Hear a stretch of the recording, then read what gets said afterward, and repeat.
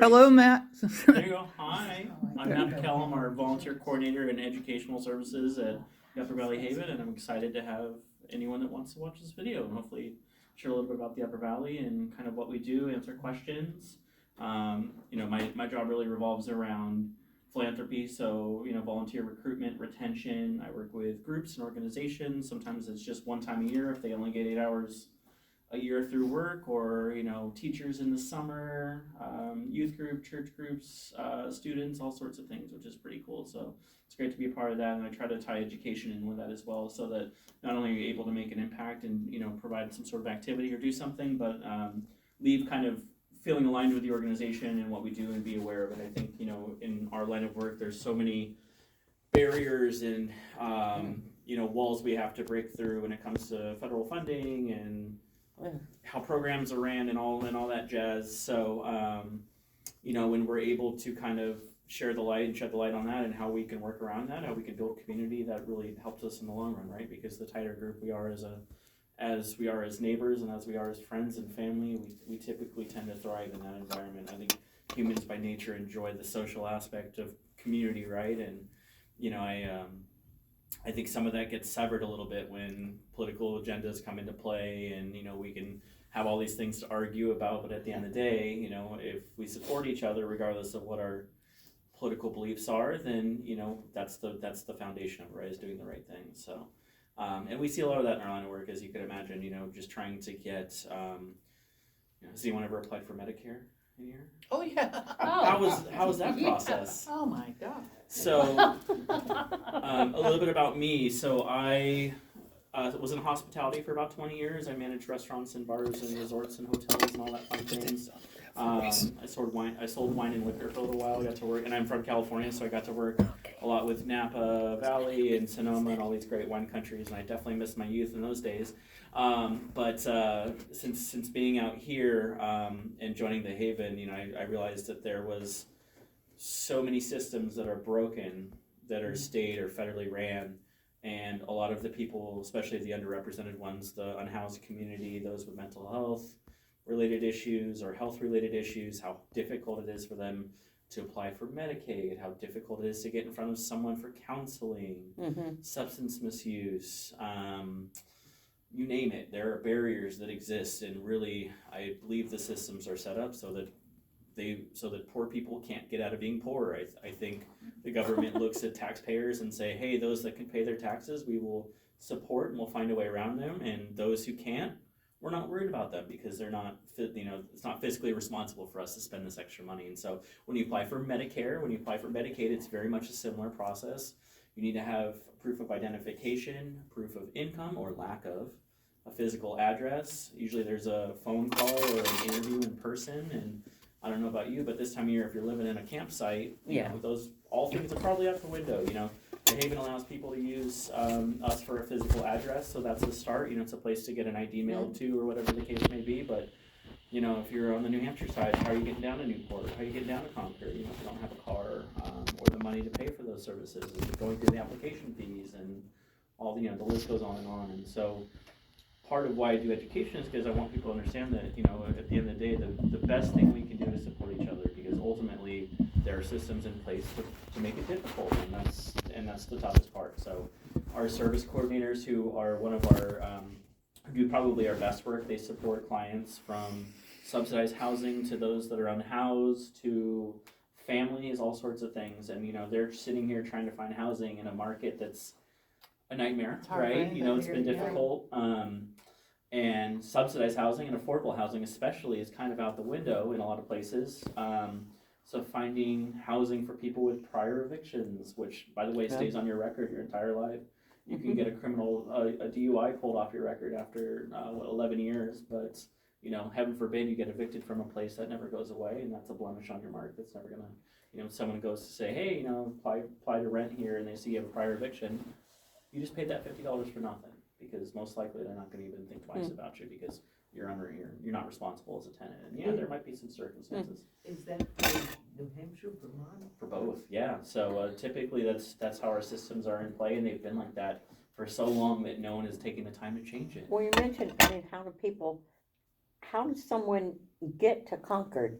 Yeah. If they don't have a car, they don't have a license, they, you know, and I don't know what they have to go down there for, probably Yeah. to apply for something. Yeah, yeah. But how do they get there? That's a great question. So sometimes we have services we can utilize. There are volunteer drivers in the area. Most of those volunteer drivers are around getting seniors to medical appointments Yeah, and things like yeah, that. That's like local. a great service, which is fantastic.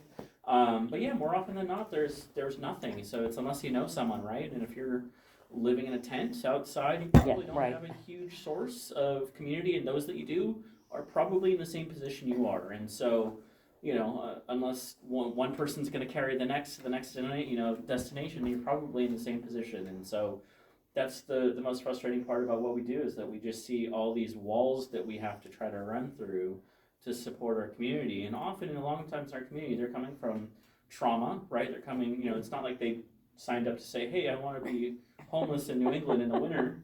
Yeah. You know, so there's mental Yeah, health, right. there's trauma, there's X, Y, and Z. And if they're young, yeah, they're probably resilient and could probably break out of it with some help.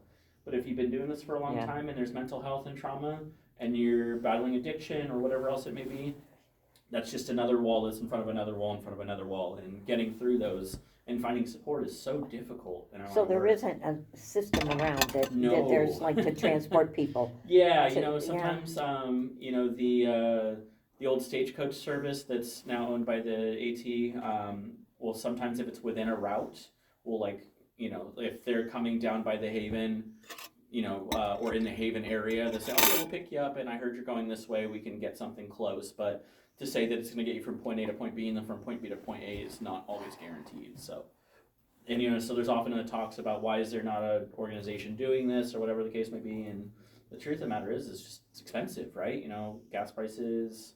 Think about mileage on vehicles. Buying used vehicles right now is a nightmare because, you know, people are holding onto their vehicles longer and longer, so that market has gone down, and so the supply has gone down as well, which means the demand goes up, which means the price goes up, right? Capitalism at its finest. You know, and so we just see all these little different niche situations throughout, and although every scenario is different, you know, often what we see is that, you know, one problem doesn't solve everything. It's not Right. it's not the master key to everything, and So why would someone have to go to Concord or you know, someplace down there for? well, some- if they're applying for a driver's license, you have to take a photo, which means you got to be there in person. Okay, You know, you can apply online for like renewals and things like that, but that's only if, you know, you had a prior license or, okay, you know, you pay a suspension fee or whatever the case may be. But, you know, if you haven't had an identification before, if maybe you're in your early 20s, you never had a driver's license, Okay. or you've never been in that position, you don't know what to do, you know, you might there come to the isn't a Haven and ask for driver, help. a driver license place here doesn't take new On photos? the Vermont side, there's places you can go, but on the New Hampshire side, it's the closest place is Newport from us here. Wow. So Really? yeah. There used to be one in Claremont. Yeah, there used to be, yeah. I And now- live in Claremont. And now the AT runs to Claremont, which is great. So you think infrastructure, fantastic, a way to get people from point A to point B. But yeah, we're not quite there. But the AT is doing great work, which I love to see. You know, they're funded by Dartmouth, but they, you know, they're doing charters out to Canaan now and down to Claremont. And part of the reason they're doing that is because the hospital has nurses all over the area because no one can find a damn place to live. Yeah, And right. these are people that can Yeah. afford it, right? These travelers are getting paid $5,000, $6,000, $7,000 a week with a stipend. Yeah. You know what I mean? Like crazy money. I know because my wife's a trauma nurse at the hospital and she's rolling her eyes going, you invested in me. Why Yeah. are you paying them triple what you're paying me? Right. I'm right here. Exactly. And I'm a damn good nurse, you know? My Well, wife's I been there felt 6 that years way. and Yep. she's thinking to herself, gosh, what about me? What about us? So, Yeah. you know, there's, you know, even when we moved here from California 7 years ago, there was the ratio from nurse to patient was so low, or so high, meaning that, you know, you had, it was like, I want to say like 95 or like 110 per nurse or something like that, which is crazy. Where I'm from in California, there's a wait list to get into nursing school in Southern California, no matter where you go, because it's a lucrative career, it pays well, it's needed. And you think with that population, you go, oh, wait, there's a waiting list. Oh my gosh, there's millions of people out there, but there's so many nurses and so many hospitals and so many organizations that they're able to fill those slots. But out here, we don't have as Don't many have the hospitals, we people. don't have as many services, and so the big hospitals like Dartmouth are always hiring. That's never going to stop, and they keep opening towers. My gosh, Yeah. you know what I jokingly said is they started building this tower during COVID. I said, why don't you turn on the housing?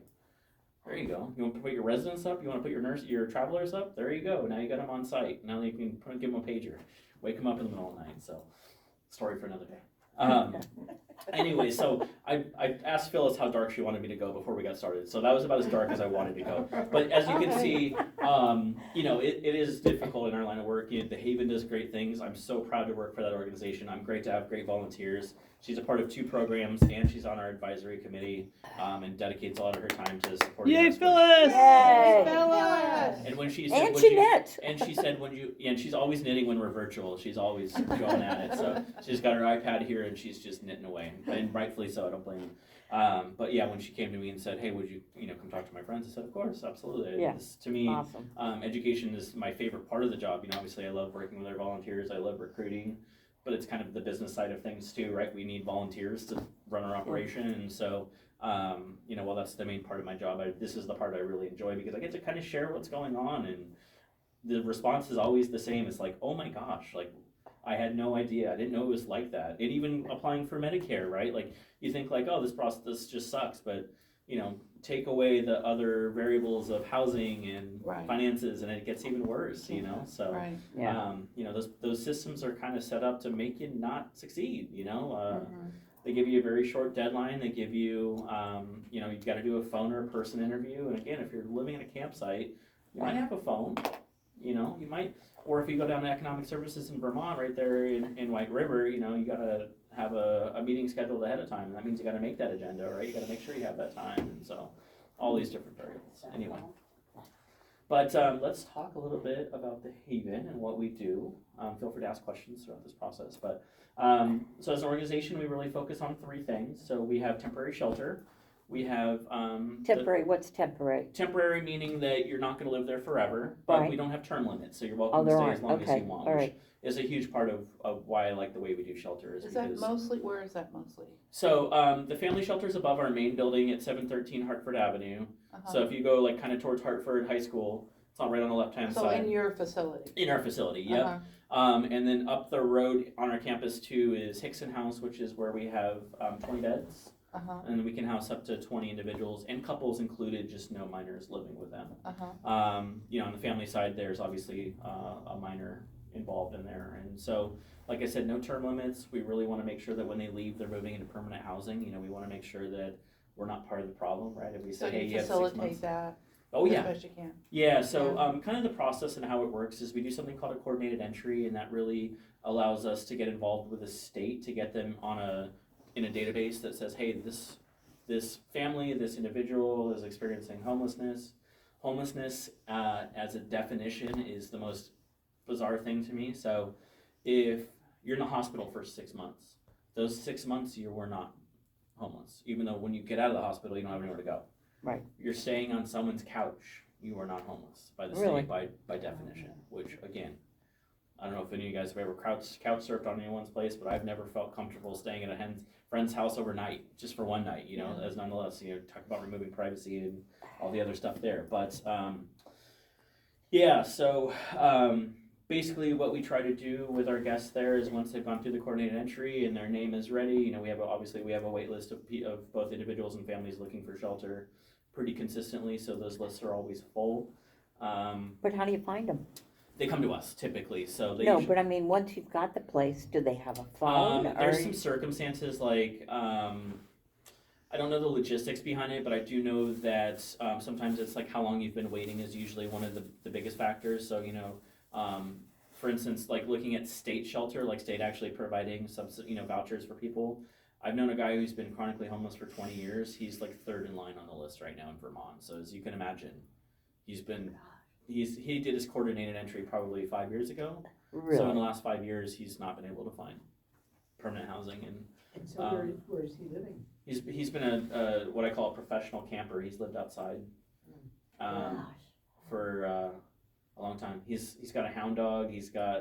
And the hound is very loud but very sweet, and that's his family. That's who he trusts. He's knows people throughout the community that you recognize from camping and those kinds of things. But in that lifestyle, you often, if you know what you're doing and you've been doing it a long time, you live off the beaten path. You live away from Right.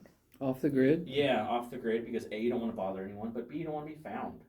you know, Right. and often they'll have animals because they want some sort of support system because it's lonely out there. Well, that's why I asked, how do you find them? Yeah. And more often than not, they come to us, in some capacity. The fact that the Haven's been there over 40 years, people know that we're there, which is Yeah. great.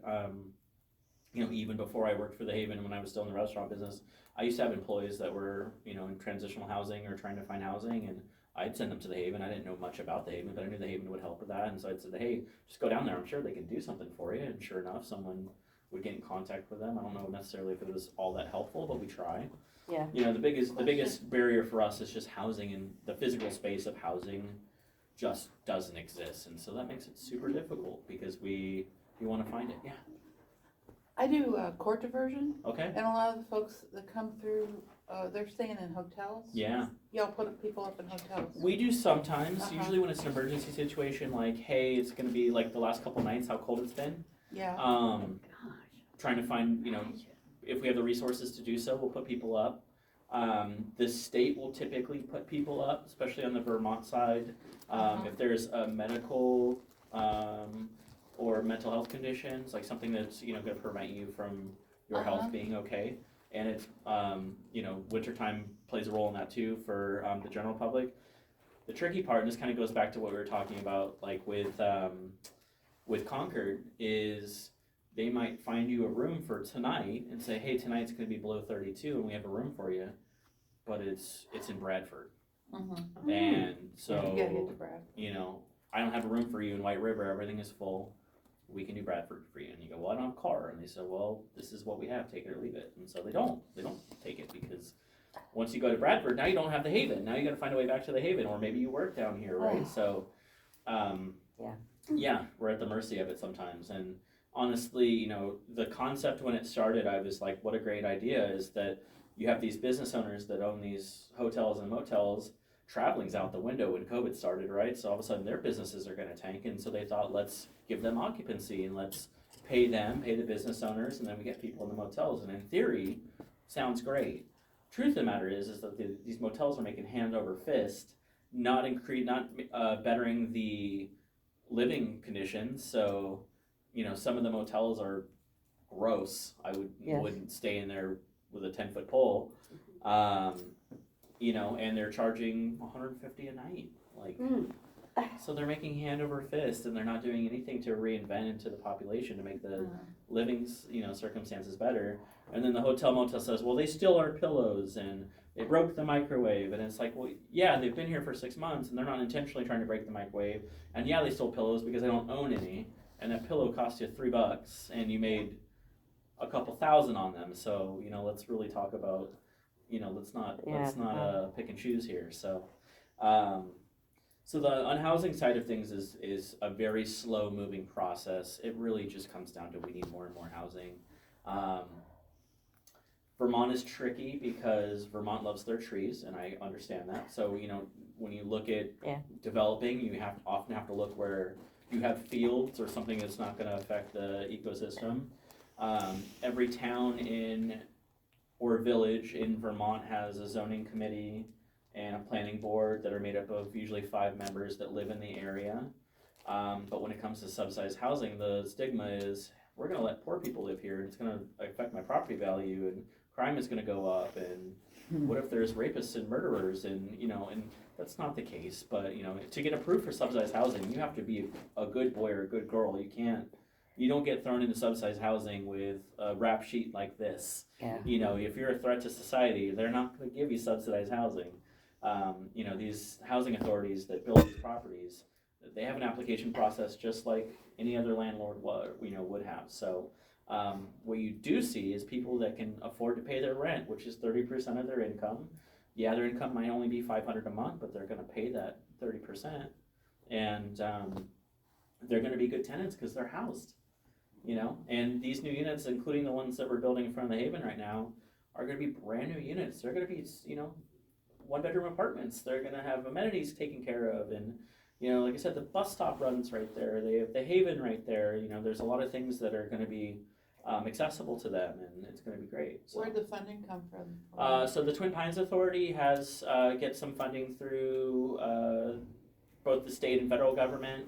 And then as a business model, they're a nonprofit, so they don't make a lot of money as a nonprofit, but enough to continue to develop. And then sometimes there's grants and other things that they've been able to kind of apply through. Sometimes, So housing authority principally? yeah, So the housing authority is throwing money at that kind of thing? yeah, oh yeah, yeah. And there's not enough. Sure. So You these know- people don't have to pay anything for rent.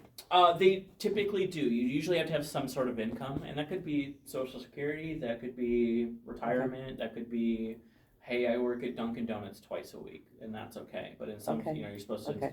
have rent in some capacity. So, but it's 30%, and that doesn't change. You don't have to worry about your rent going up. A lot of what we've seen, it was unhoused a lot of people, especially seniors, through COVID, is that people go, oh, COVID rates, and so, I know I was charging you $750 and you've been a landlord for me for 12 years and you've never missed a payment, but I gotta now charge you $1,200 because of the market, and I only have to give you 30 days notice, even though you've been my tenant for 10 years and you've been great and I wanna keep you. And then that senior or whoever says, well, that's not in my budget, and now I gotta find a new place to live, and then you look around and go, oh, there's nowhere to live, and now they're freaking out going, I have my retirement, and the government says I have too much money to get any kind of assistance because I have my retirement, because I did what we're supposed to do, which is set Right. myself up for the future, and you end up paying an arm and a leg to live in a place that's not even yours, and so those of us that own, we're in a good position, but those of us that don't, we're at the mercy of our landlords, we're at the mercy of the market, all these other things, so it can be tricky. And then on top of that, you have the influx of darkness students that often have the means to live off campus, Right. because they don't want to live the dorm life, and so they take up the apartments in the area. And same thing with the hospital. You got, like I said, travelers making several $1,000s a week, and residents and everything else, and they have the means, and they're not even there 98% of the time because they're at the hospital, right? Because they're working. And so they're great tenants in the sense that they're never there, but then that means someone else could be living there and they're not, because someone that had the means to get it could do it. So it's tricky. How many units will be in the new place? 18. And is it just single people? I believe it's just singles. I don't know whether about couples are admitted or not, but regardless, it'll be great just to see 18 units, brand new, landscaping around, new paved parking lot. And this is at the Haven? This is right next to the Haven. So St. Paul's is a part of this project as well. Okay. St. Right. Paul's sold part of their property, where their old parish office used to be. They tore down that old building to put this up. So, St. Paul's has been fantastic. They work a lot with me because, since COVID, they've basically been virtual for all their sessions and their services on Sunday. And so the church is mainly empty during the week, and so I can have volunteer groups come in like a safe place where, we're not encroaching on Haven property, and we can cook and do other things, which is pretty cool. So they've been really supportive of that. And then also they give out gas cards and Walmart cards and stuff a couple days a week. People really rely on those, especially when it's cold like this. Walmart's a big one because you can buy 6 little propane canisters for like $15, and one of those will probably last you a night on a cold night like tonight. But that's 6 days of heating that you didn't have. So Yeah. A $25 card goes a long way. So and people really rely on that, and the parish has people that donate to them, and it's just great to see that they give back in some way, in the best way that they Nice. possibly can. And we as an organization, we cover temporary housing, and we do food, but we don't have the means to pass out gas cards and gift cards the way they do. So it's kind of like an overlapping service, which is great, and that's how we work in nonprofit is, we don't do everything, and what we don't do, we try to partner you with the organization that does, so that, you have direct access to that service. Kind of what we were talking about a little earlier, I have the greatest idea ever, and this will never happen, but can you imagine in the state of Vermont or New Hampshire if you called 211 and you said, hey, I need Medicare, I need mental health services, I need legal aid, and they said, yeah, let me transfer you, and they transfer you to a branch, and then you talk to someone, right? Instead it's call 211, oh, have you tried calling this number, have you tried calling this number, have you tried calling, it's like there's this infinite loop of I'm on hold and I need to talk to a human and we'll be right with you. Can you think about your worst ever customer service phone call? That's daily sometimes for these people because they're trying to get in front of someone to say, what the hell's going on? Why can't I get why is my Medicare or Medicaid being declined? Why are my food stamps being altered in price, or whatever the case may be? And so we see a lot of that. And because there's no central hub, you have to have the right numbers.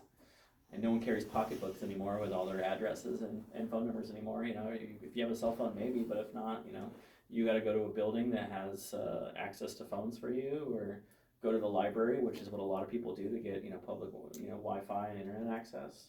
It's why Kilton's always popular. Not everyone in there is reading. I wish they were, but the truth of the matter is it's a warm building that welcomes everyone, and you got internet, and a place to charge your phone if you're in the house. So we see a lot of that too. But Yeah. Questions so far? What about the shelter in Claremont that's starting, isn't it in Claremont? There's a men's shelter in Claremont. Yeah, that's the new one in Lebanon is what I meant. And Yeah. then the one that. The seasonal shelter? Going on, where the 20,000 bonds used to be? Yes. Or the- So we, during COVID, prior to COVID, we used to have a seasonal shelter in the winter at the Haven, actually in the cafe.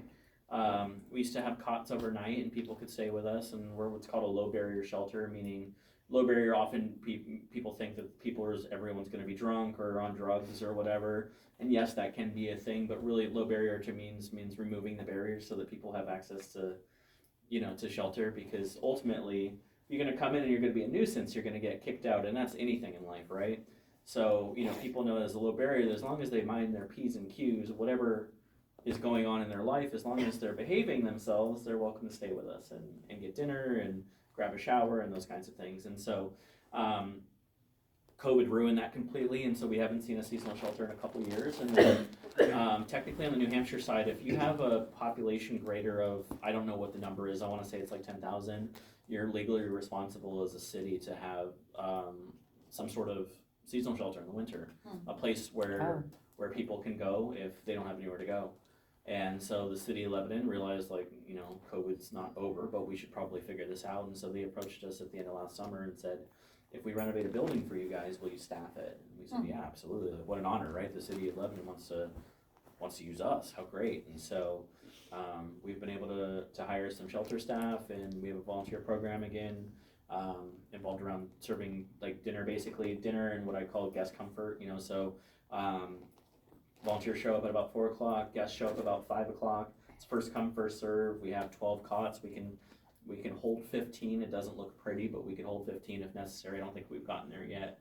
And then dinner's at 5:30, and Listen has provided dinner Monday through Friday, and then APD does dinner on Saturdays and Sundays, which is really great. Wow. So we already have a meal ready to go. Our staff member brings it in at 4 o'clock when the volunteers get there. Volunteers, throw it in the oven, get dinner ready, make some coffee, and guests are showing up at 5, and they're usually pretty famished, and they get assigned cots, and we do dinner service. We get to break bread with them if they're interested. Some guests are maybe a little bit more private and will probably hang out towards their cot, or want to be on their own, and that's totally fine. But a lot of our campers and unhoused population are open books, and they just want to be able to chat and not feel judged. And when you have a volunteer or a staff member come in and then they're there to support them and feed them and provide shelter for them, it really creates a really nice symbiotic relationship where I think it's very copacetic on both sides. I think it's great for the population, the community that we serve, but also for the volunteers and staff, because often when you're unhoused, you kind of get those looks and,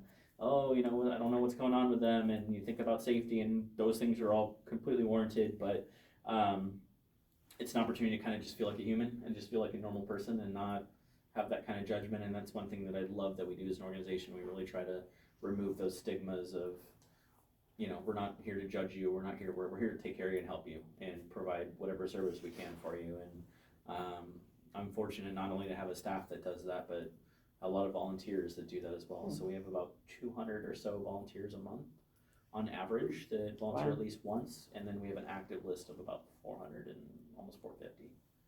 So as you can imagine, it's a pretty big roster to fill, which is great. And so people often say, oh, Matt, the Haven's a great organization, you guys do all this great work, you probably are full on volunteers. And I say, no, never. It's a never-ending process. We can never have enough volunteers. We can never have enough people that, whether it's donations or, like I said, just having public knowledge about what we do. And maybe you come across someone in the community that's panhandling and saying, hey, I just met Matt. He said if you go to the Haven and if you ask for a service coordinator and schedule a meeting, they might be able to help you with something, right? And then that way, community member shows up and say, hey, I was here to talk to a service coordinator. I had some questions about housing. I'm looking for some resources.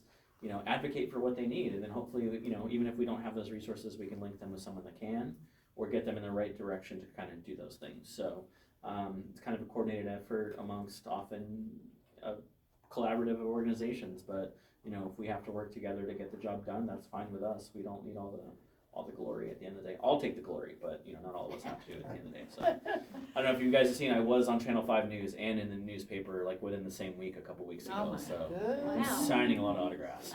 Oh, okay. All right. 15 minutes of glory. Yeah, everyone's calling me Hollywood at the Haven right now. So, and being from California, that doesn't help either. So I really enjoy what I do, and I enjoy spreading the word and kind of talking about what we do, and we can never do enough in our line of work, and we're seeing a lot of people in the Upper Valley who had the means, who have lost the means in some way, shape, or form, whether it's financial or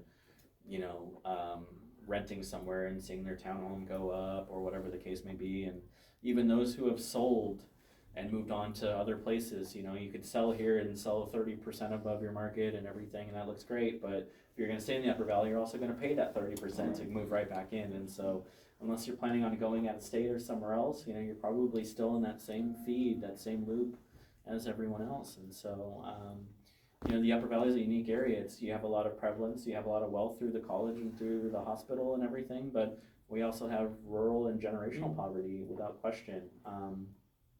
And the community comes together very well, which is fantastic. And seeing that people are willing to support the community and give back in some way, and even those that use our services. I have a lot of volunteers that shop at our food shelf or who have been unhoused or live in subsidized housing that want to volunteer because they want to give back. They realize that they've fallen on hard times, that they might feel like an obligation, or maybe they just feel like it's necessary or whatever it may be. We're not here to judge, but if someone comes to me and say, hey, I used to stay at Hickson House and now I want to volunteer, let's do it. Absolutely. Are you kidding me? Like, your lived experiences are the best we can offer because you've been there, you understand it. So when you pack groceries for a family, you've been there, you know what that feels like, and so you're going to put that love and that effort into it, and that's going to reciprocate back to the people that you serve, which is pretty cool. So we can talk a little bit about our volunteer programs too, if you guys are interested. Well, I think that one of the big things, the food shelf Yeah, and the hot lunches and the sandwiches. sure. Well, is there someone in here that does that? Are you? Well, Oh, I I see. don't know. Are you trying to recruit to come have a party with you? Because we can set that up. So we have several programs at the Haven for volunteerism. Most of them focus around a Monday through Friday schedule. A lot of our volunteers are retired and have that schedule, which is great. So anytime someone says like, hey, I'm a teacher and I just retired, I say, great, let's talk about your schedule. Let's talk about how much. I'm kidding. But it's nice to be able to have some flexibility there because we are traditionally a Monday through Friday organization.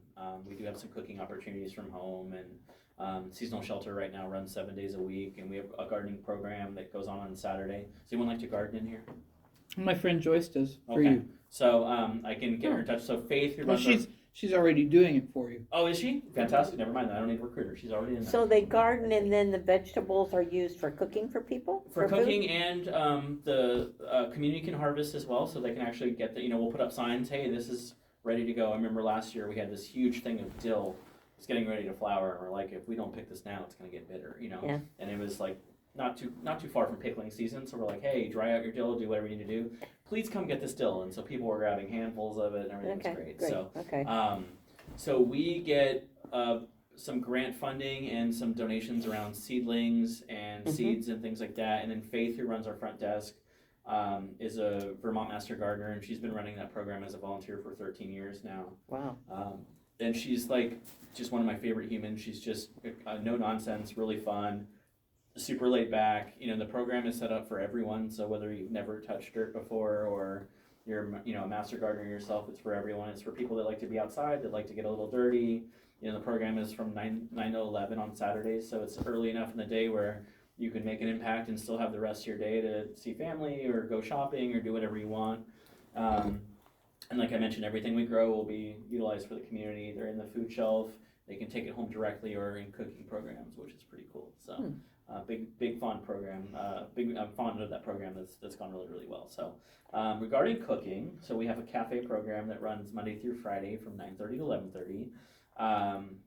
If you are a seasoned chef and or just enjoy cooking, we have hot lunches that we do Monday through Friday.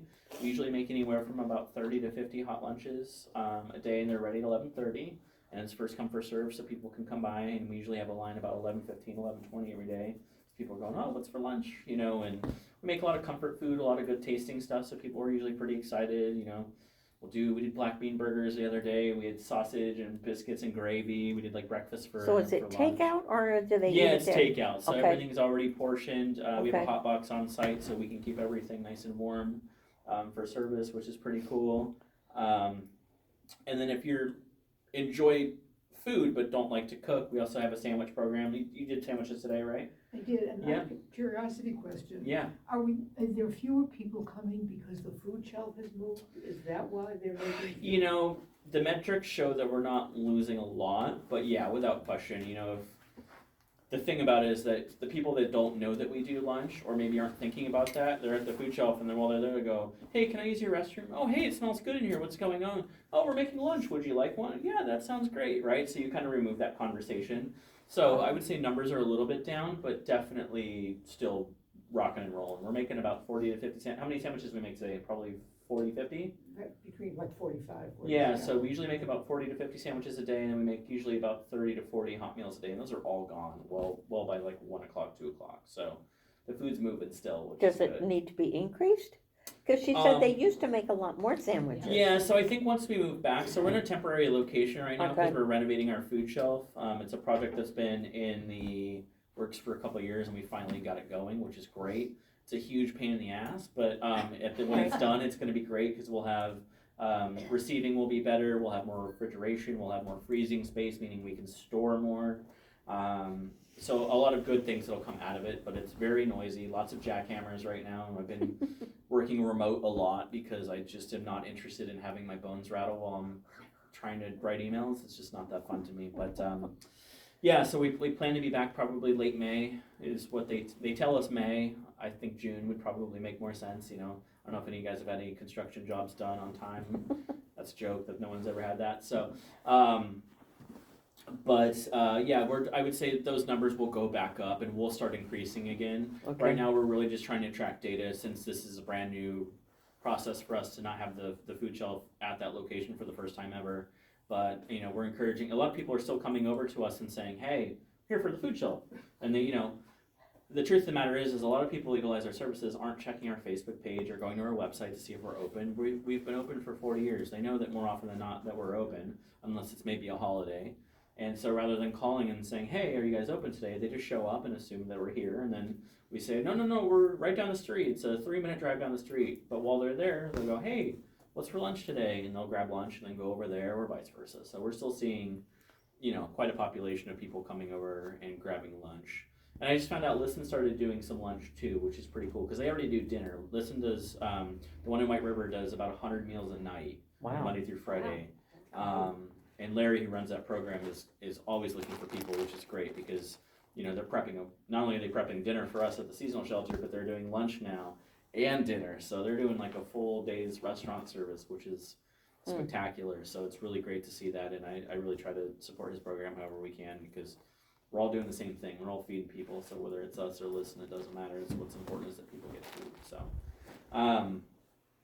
and so the sandwich process, so we buy meat and cheese. We used to get it heavily donated to us, but unfortunately those days are over. Why is that? So Hannaford and all these other supermarkets, they got like PPE money, you know, COVID relief money, and basically so they had to spend it. And so also people weren't shopping necessarily in the capacity that they are now. So what's happened is that they'd have this abundance of food and, you know, sell by 3 days from now or whatever. And so they just give it to us because they realized, hey, we got to rotate product.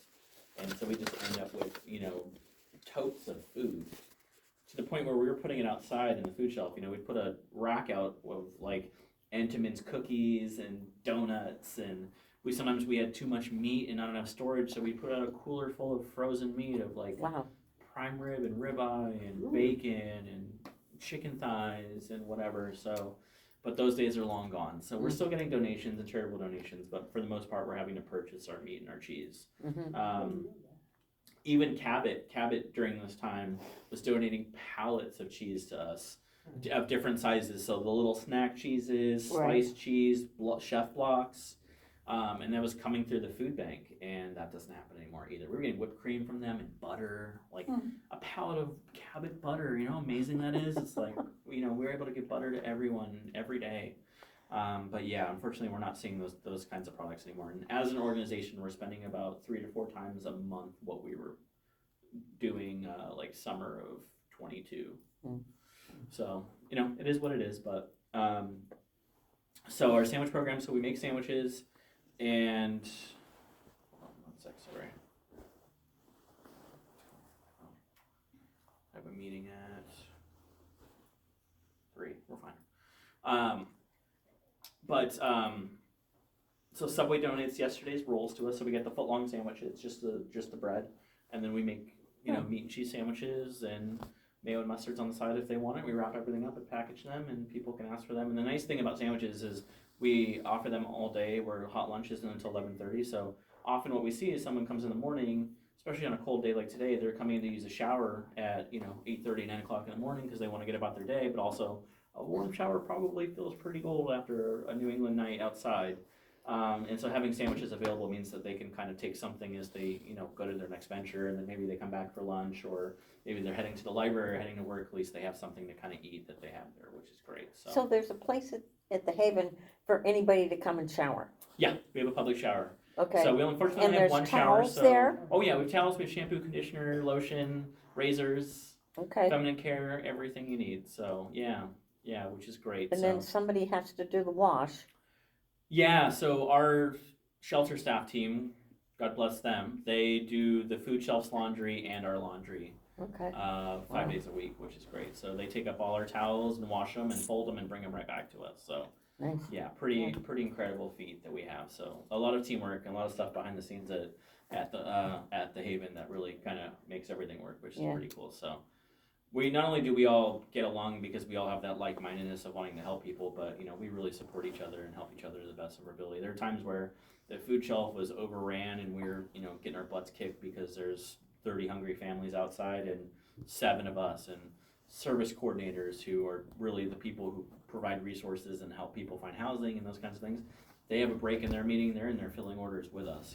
My bosses will be in there, so it's everyone helps each other however they can. And I've coming from the restaurant business where everyone was hungover or tired or uninspired, and hey, I made $150 in cash, I want to go home, I don't want to be here, and I'm trying to manage that, to hey, how can I help you, and being like, I always tell people, my first week at the Haven, we gathered as a group, this is early COVID, and in a circle like this, and they said, how was your first week? And I just started crying. I was like, Really? I don't know how to feel about this because I've never been around this much positivity and teamwork. And the restaurant business in the last 20 years have told me that it's everyone for themselves on the sinking ship. Oh. And so it was just like, I don't trust this yet, but I will eventually. And now, of course, it's like a joy to go to work every day. Which Really? Is great. So yeah, I truly enjoy what I do. Wow. So I'm also in Isn't school that full nice time. to hear? Yeah. There. Yeah, thank you. Yeah. Wow. Um, That's nice. Yeah, it's I didn't find my calling until 38, but Oh. here we are.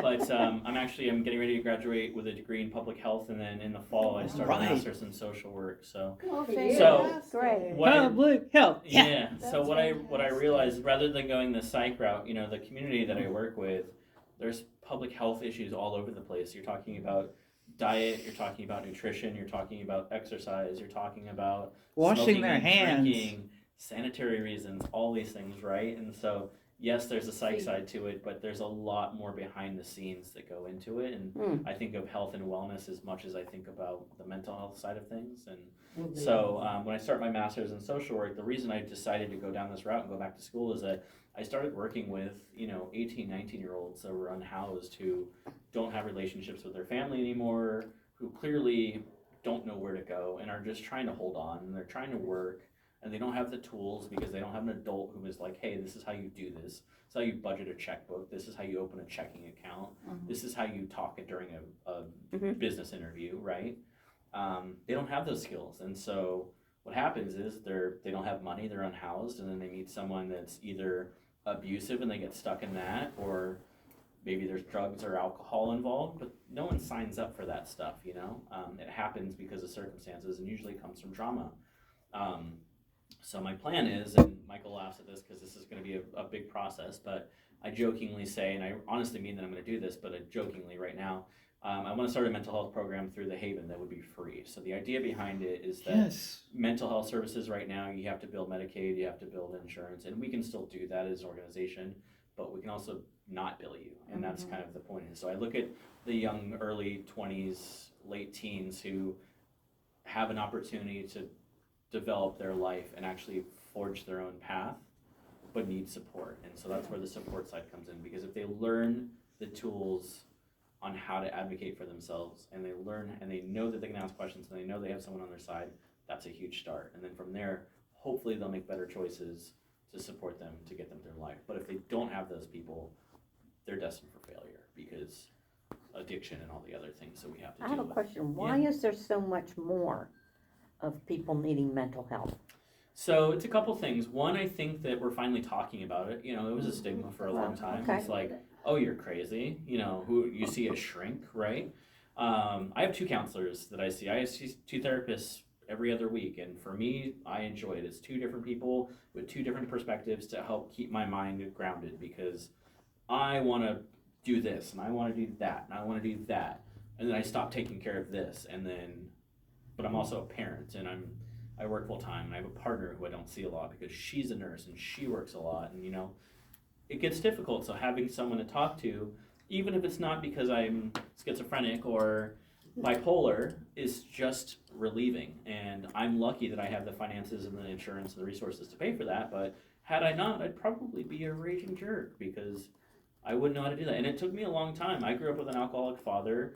My mom came from heavy trauma, and so our motto was no news is good news. So don't look at the elephant in the room, which is my drunk dad, and don't deal with your problems, and tuck them away and work through them. Because if you work through them and you don't acknowledge them, they don't exist. And what ends up happening is that you get into your 30s like me, and you find a partner who wonders why you snap and why you get angry and why you don't deal with these things. And you realize that I didn't ever have those tools, no one ever taught me those things. So I had to learn all those things. But it took therapy to get there. And had I not done, who knows where I would be? I don't know, to be honest with you.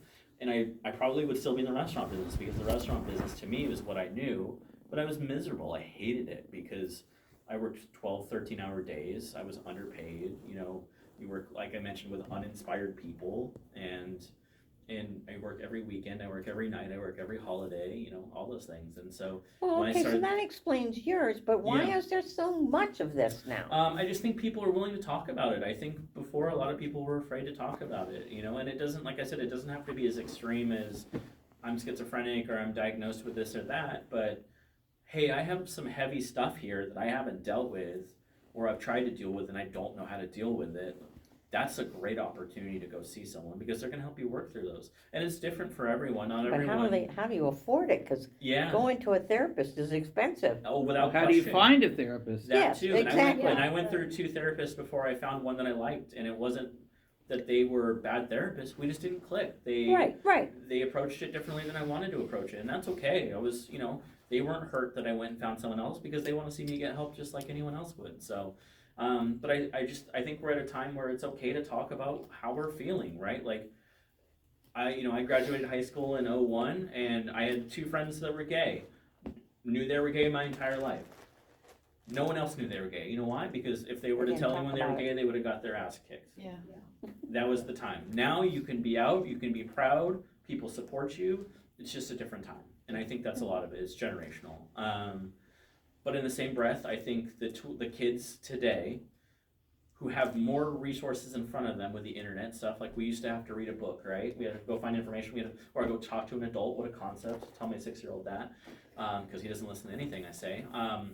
But you would think having all this information at their disposal would be beneficial, but I think it's kind of done the opposite. I think at times they don't have that peer-to-peer connection where someone teaches them how to do these things, because everything's in front of them, or they have that entitlement. And so I see the work ethic in this generation, and they're kind of soft. I want them to be a little tougher sometimes, you know, and face adversity. And not everyone needs to get a participation trophy. It's okay that those who Right. worked harder got it because they Right, worked harder, right. right? So everybody doesn't get a star at the end of the Yeah. day. And but the teachings and the way as a society we're going is that everyone gets a star. So as much as we want to fight it or wonder what it is, it's that's where we're headed, and that's where we're already going. So, but we and most of us who take it seriously, like I do a lot of coaching with my son. I take a lot of time to talk to him about how important it is to treat people, how important it is to understand empathy. And he's not old enough to understand empathy, but we start that conversation now, because at some point it's going to click, and he's going to go, "Oh, I was being a jerk." Yeah. It's okay to talk about your feelings. It's okay to be emotional. It's just what you do with those emotions, Yeah. right? Don't get frustrated and punch another kid. Get frustrated and talk to someone, or get some alone time, or do whatever, right? And so that's sometimes what it's about too. It's just Coping skills. goes back to coping skills and tools. Yeah. Yeah. So, Matt, I want to take it back to our group in a sense. Yeah. We knit, acting crochet, and sew. Yeah. We want to give things to the Haven that you want. Yes. Now, I know you have a list of things that you need. Yeah. Usually there's soap and food and Toiletries stuff, are big, and yeah. stuff like that. Yeah.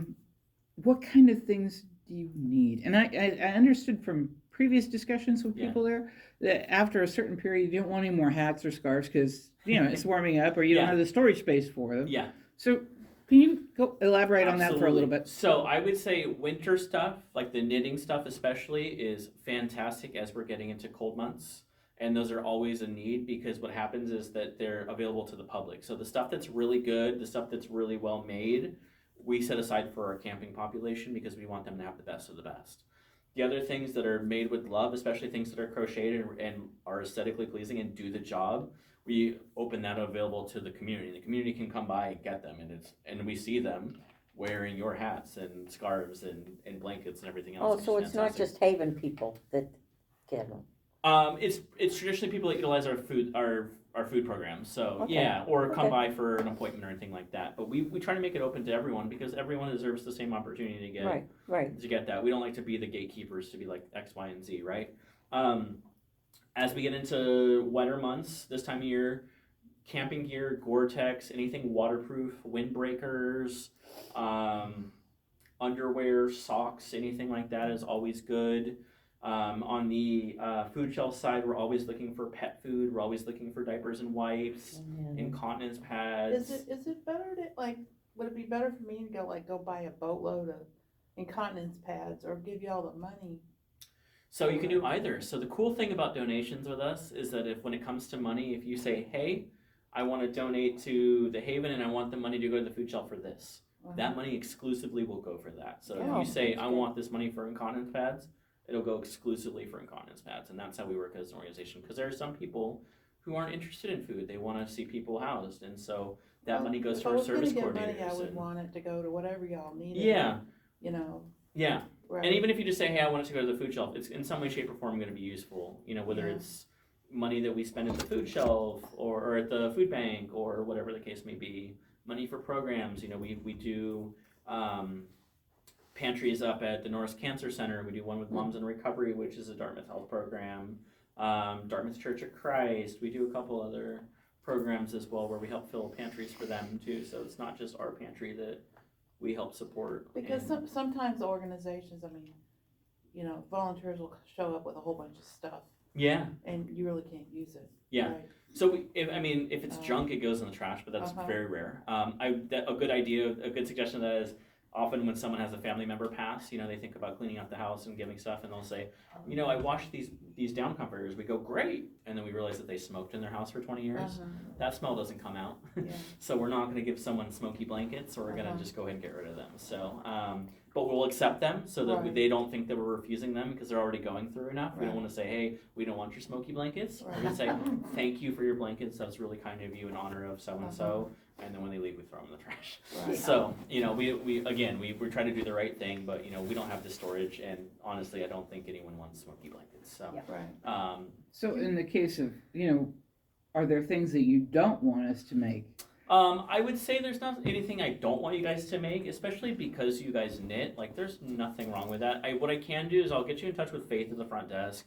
She is like the master of yes and no, and she'll give you a pretty clear cut list. And so we can do that. And I'll get in touch with you and we'll make that happen. But she can give you a pretty good seasonal list of like, hey, summer months this, you know, fall this, those kinds of things. And that way, you know, what makes sense for you guys do. And if not, that's okay too. You know, we love the support. Even just us gathering here while you guys are knitting to talk about it is great for us, you know what I mean? Because you guys get to learn a little bit more about us, and you know, you might run into a friend and say, hey, we had, you know, talked about the Haven and this and this, and oh, I donate to the Haven, great, well, you know, I found out your money goes to this and this, you know, so it's all useful in some way, which is You great. don't really deal with clothes. I know you don't really Yeah. deal with clothes.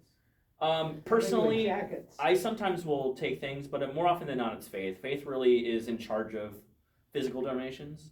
And then our development team does our physical donations. So they'll do, you know, any monthly or one-time donations, those kinds of things. So sometimes I get an opportunity if a donor is coming on that maybe has spent a lot of, you know, $10,000 or $1,000 or whatever.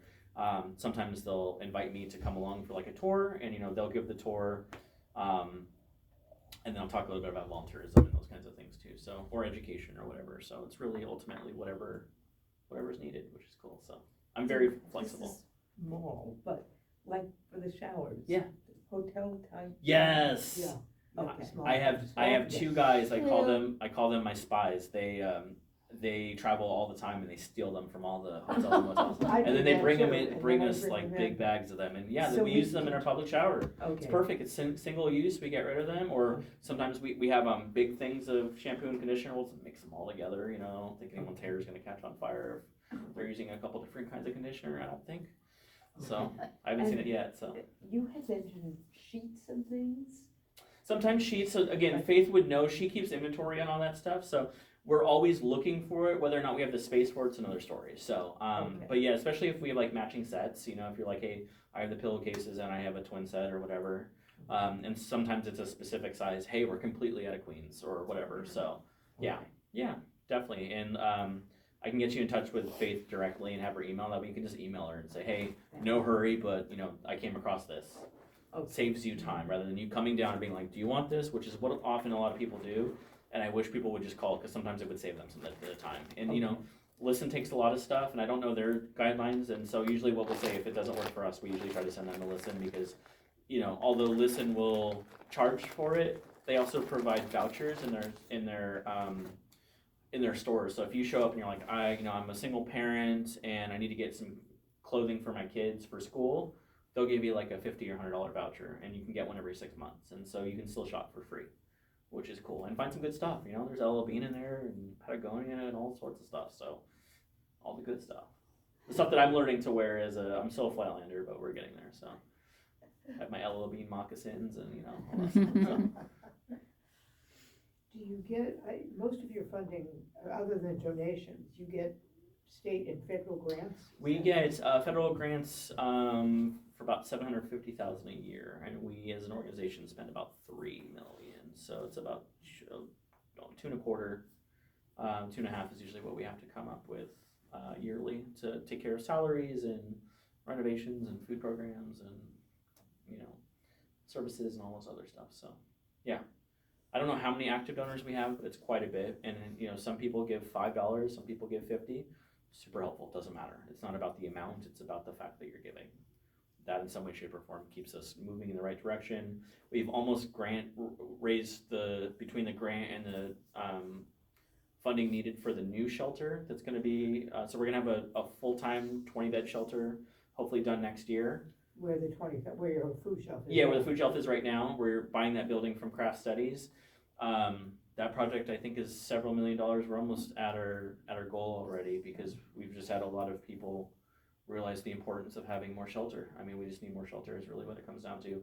Until we see more housing and we see more affordable housing, shelter is the first step in alleviating that problem. So it's still going to continue, but you know, some people, you know, in the summertime, hey, I'd rather be outside because it's nice out.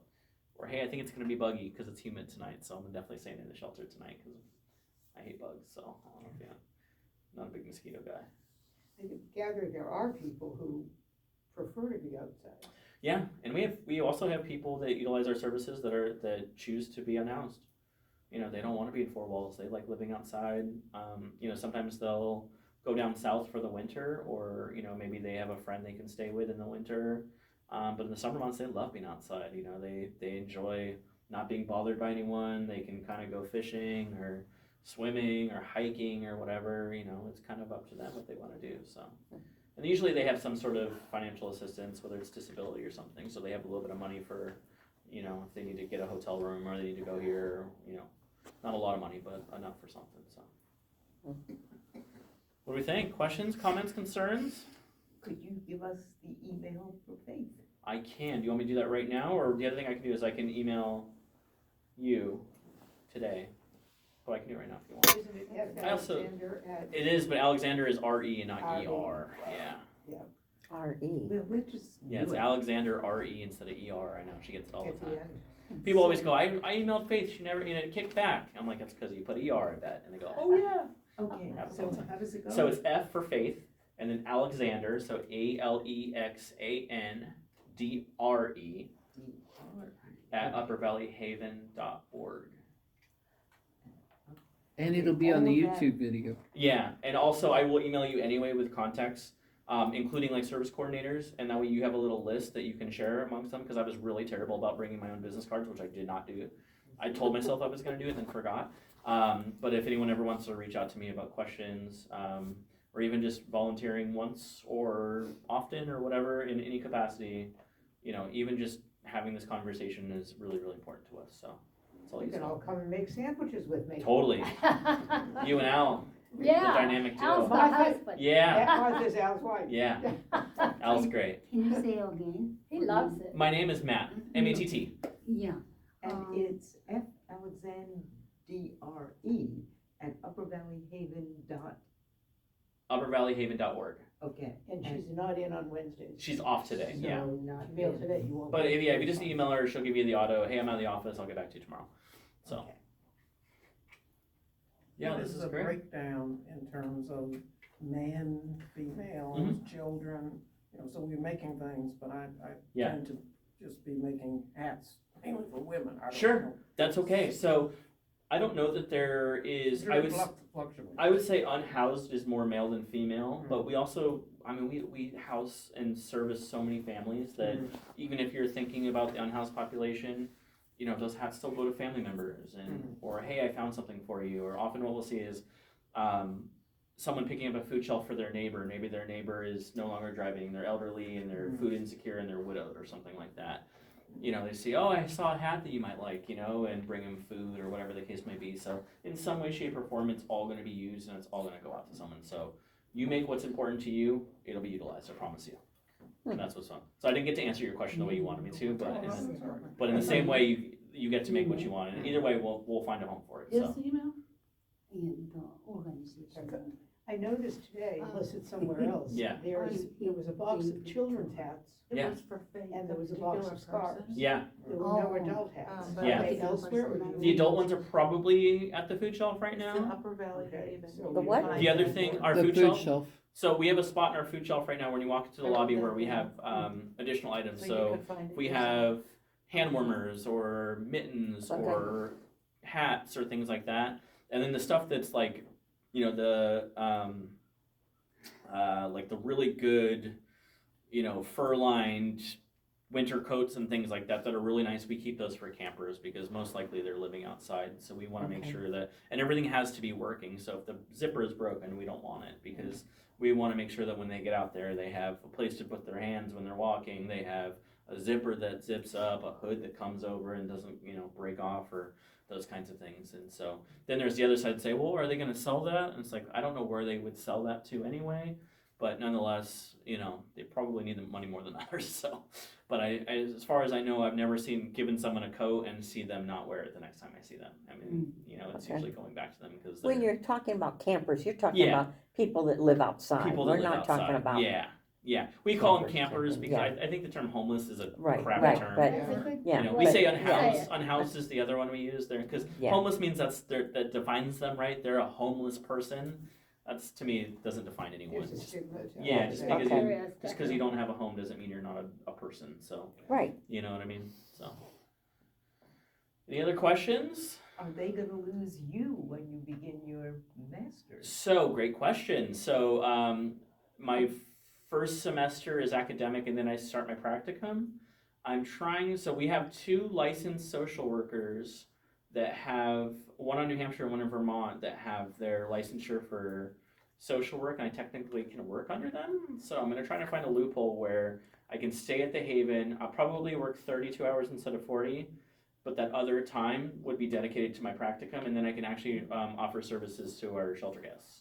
So I'd still be able to work with our community in some capacity and provide a service and still work on my hours and learn and those kinds of things, but still do it through the Haven property.